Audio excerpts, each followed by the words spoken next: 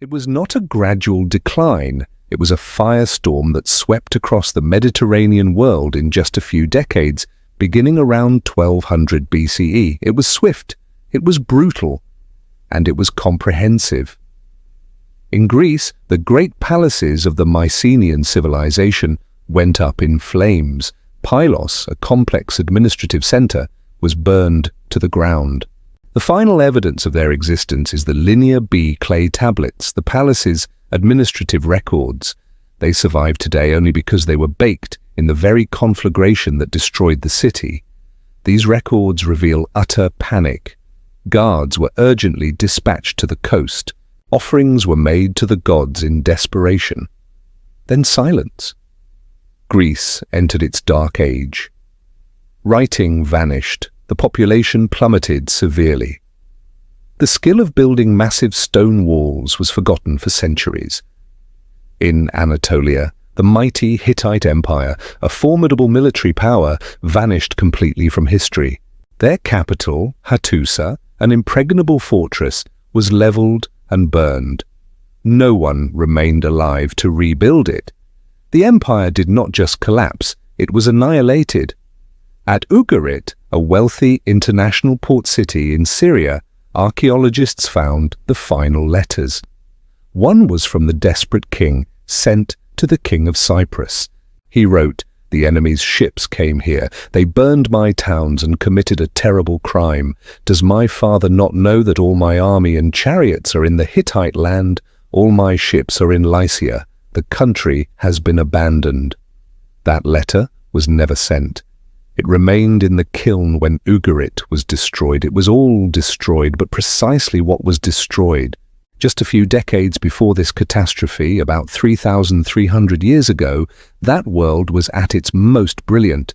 This was not a primitive world. This was humanity's first globalized world order, an intricate network of powerful empires, thriving trade, and sophisticated diplomacy. It was a club of great powers. Kings called each other brother. In the south, the Egyptian Empire was at its peak power, controlling the gold of Nubia and believing its order was eternal. In the north, the Hittites, masters of the war chariot, dominated the metal routes. In the west, the Mycenaeans of Greece were excellent seafarers, an age of heroes later recounted in mythology. They fought each other, as in the great battle of Kadesh. They negotiated royal marriages, and they were interdependent. We know about their close connections not through boastful royal texts, but through another catastrophe. In 1982, divers discovered the Uluburun shipwreck off the coast of Turkey. The ship sank around 1300 BCE. It was not carrying the cargo of one nation. It carried the cargo of the entire world. 10 tons of copper from Cyprus, 1 ton of tin, possibly from as far away as Afghanistan, cobalt blue glass from Egypt, African ebony, ivory, Canaanite resin, and Baltic amber. This ship was an Amazon, a FedEx of the Bronze Age. It showed a world that was wealthy, connected, and stable. This network was so complex that they shared a common language. Hundreds of clay tablets found in Egypt, known as the Amarna letters, stored diplomatic correspondence. Kings complained about the quality of the gold sent as gifts. They requested military assistance. They wrote in Akkadian. This was a sophisticated system. And then that system died. Only Egypt. Egypt survived, but only barely. They were severely wounded. They lost all their colonies in Canaan. Their empire weakened and never recovered its former glory. But they survived. And it was the Egyptians who gave us the name of the destroyers. In the 8th regnal year of Pharaoh Ramesses III, around 1177 BCE, a massive coalition of invaders attacked the Nile Delta by both land and sea.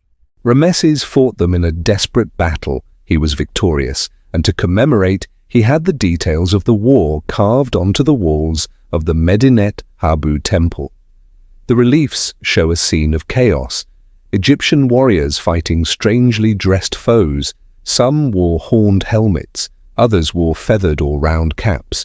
The most chilling sight was not the warriors, it was the ox carts. These carts carried women and children. This was not a raiding army. This was a migration. A people, or many peoples, were on the move. They did not come to plunder and leave. They came to settle. Rameses called them by a collective name, the Sea Peoples. He listed their names: Peliset, Cheka, Shekelesh, Denyen, Weshesh. These names mean nothing to us except for one. The Peliset, after their defeat, are believed to have settled on the coast of Canaan, becoming the Philistines of the Bible.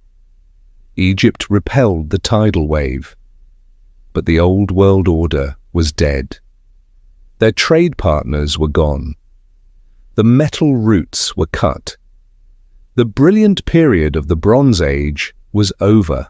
For centuries, the story of the Sea Peoples was simply a historical footnote, a convenient explanation for the collapse. But that is not an answer. It is a bigger question. Who were they? Where did they come from? And most importantly, what caused entire peoples to suddenly abandon their homelands, board ships, and embark on a bloody path of destruction across the known world? The most obvious question is, who were they? These Sea Peoples. For years, historians saw them as mysterious invaders, barbarians from afar, perhaps from Sicily or Sardinia. This theory had one major flaw. How could a group of pirates, no matter how large, simultaneously level all the world's most powerful empires, empires that had existed for centuries? The answer, which modern archaeologists are gradually accepting, is even more terrifying. They didn't. The Sea Peoples were not the cause of the collapse. They were the symptom. They were the end result, the survivors of a perfect storm that had already occurred, a catastrophe that had already brought down the world order before they even arrived. That storm began silently with a disaster no one could fight.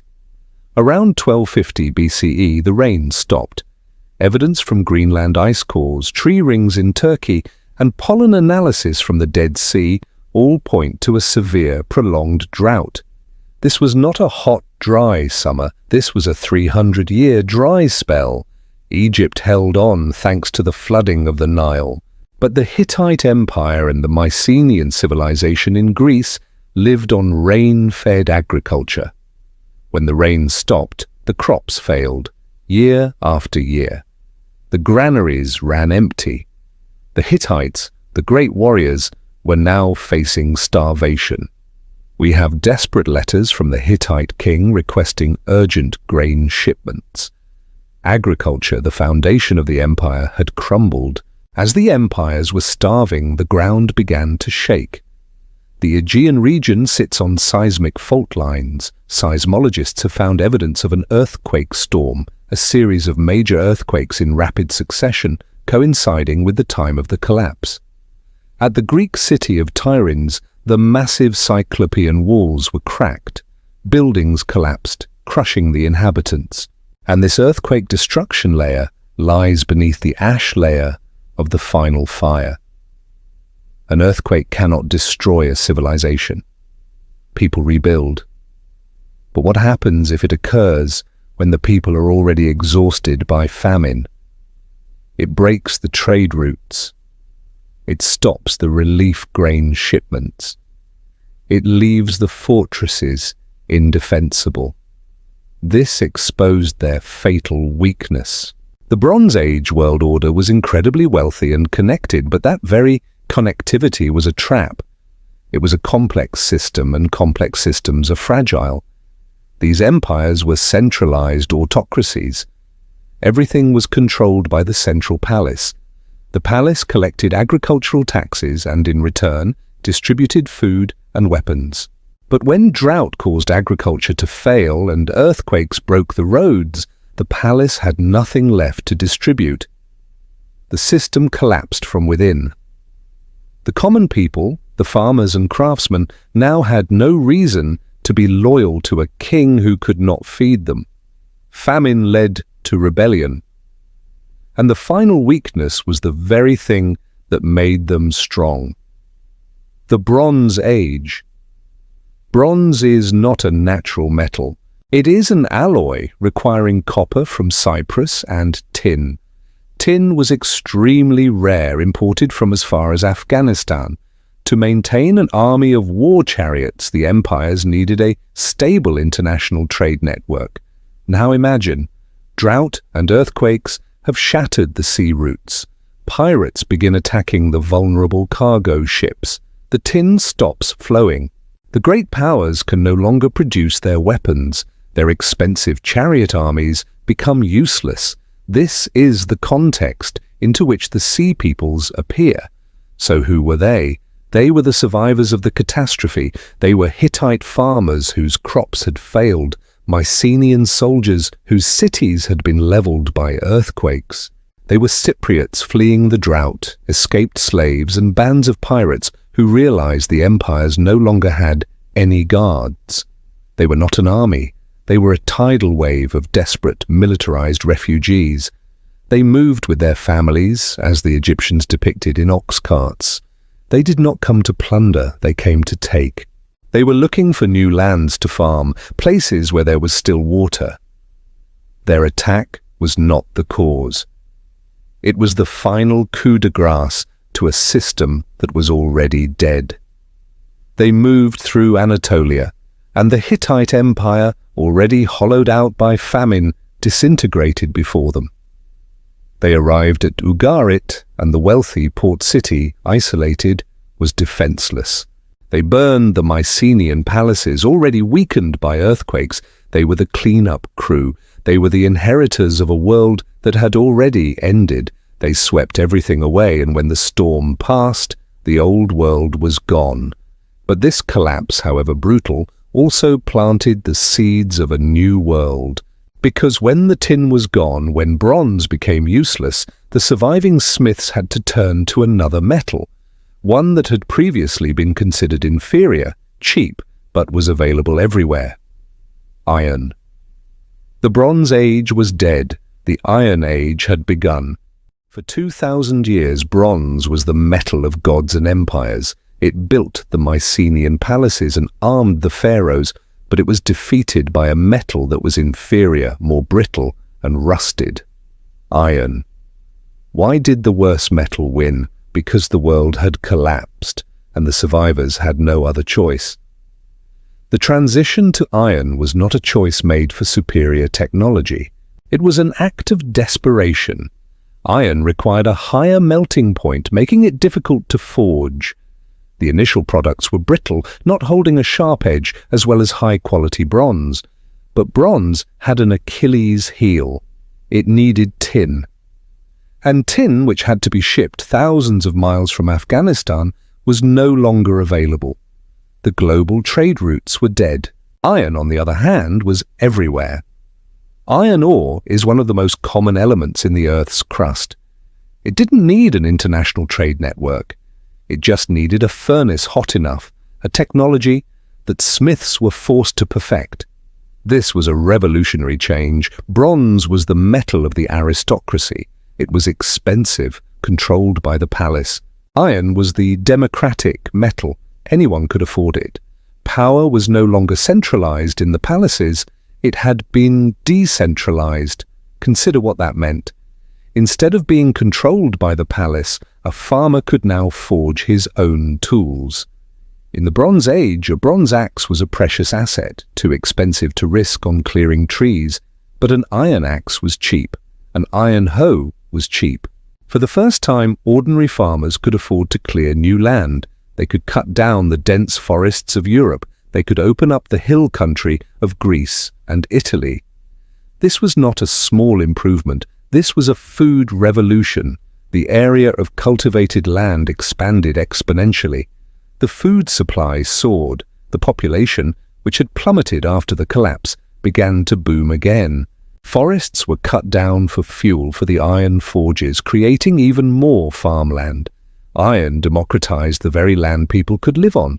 This soaring food supply created new towns, and the citizens in those towns, for the first time, could arm themselves. From the ashes of Mycenaean Greece, isolated, iron-armed communities began to form. They had no kings. They were self-governing farmer warriors. They debated in public squares. A Greek hoplite, bought his own iron weapons. He was not a subject, he was a citizen, because iron was cheap. Every citizen could be a warrior.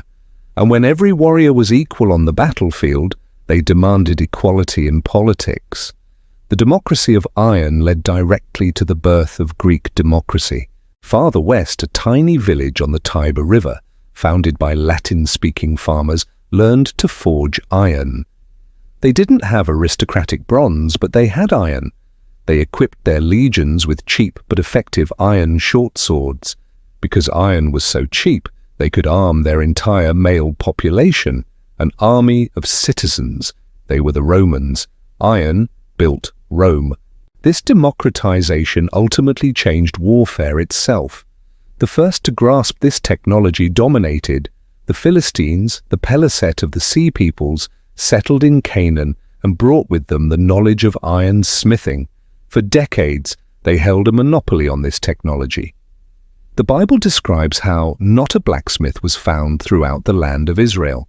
The Israelites, still in the Bronze Age, had to take their farming tools down to the Philistine towns to be sharpened. This technological conflict is best personified by Goliath. He was the perfect image of the transition. He wore the armor of the old world, a bronze helmet and a coat of bronze scales.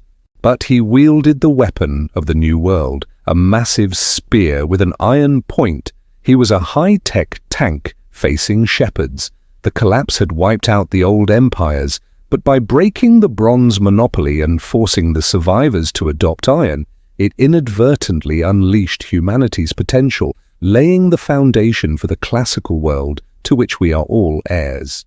Two ideas have shaped the modern world: the belief in a single God and the belief in individual reason. Neither of these ideas could have existed in the old world of the god-kings and the empires of the Bronze Age. They could only be born from the ashes of the greatest catastrophe of antiquity. The collapse of the Bronze Age was not just the collapse of palaces, it was the collapse of an entire ideology. For thousands of years, order was guaranteed by divine kings. The pharaoh in Egypt was not just a king, he was the incarnation of the god Horus, and his duty was to maintain Ma'at, the cosmic order. But in 1200 BCE, that order failed. A period of severe climate change arrived, including a mega drought, which some scholars believe lasted for centuries, along with earthquake storms and famine.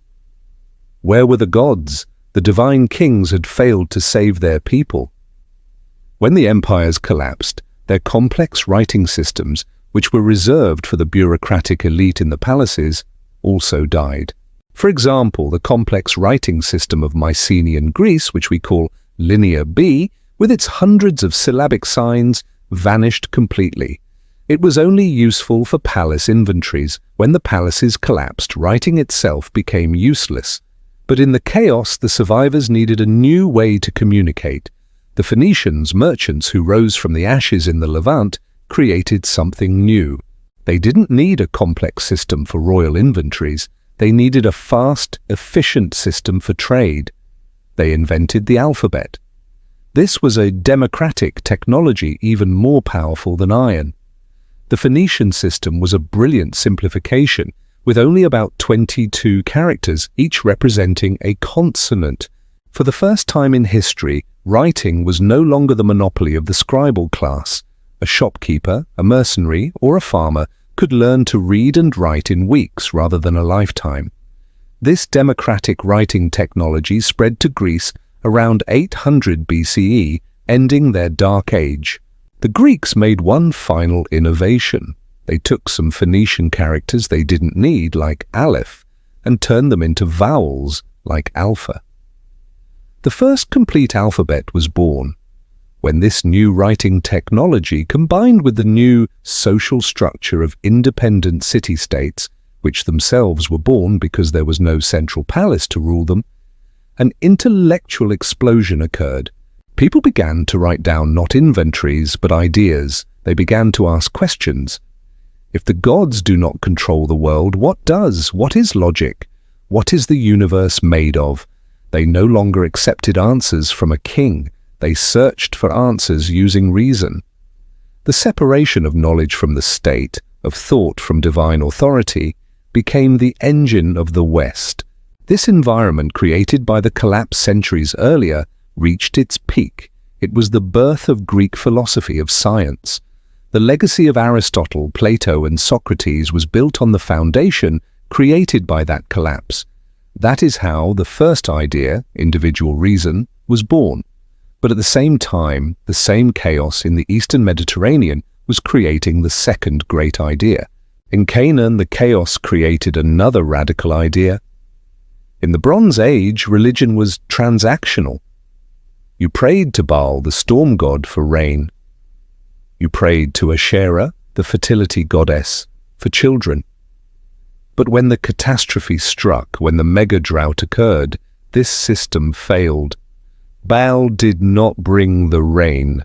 The gods had failed. This created an enormous ideological vacuum.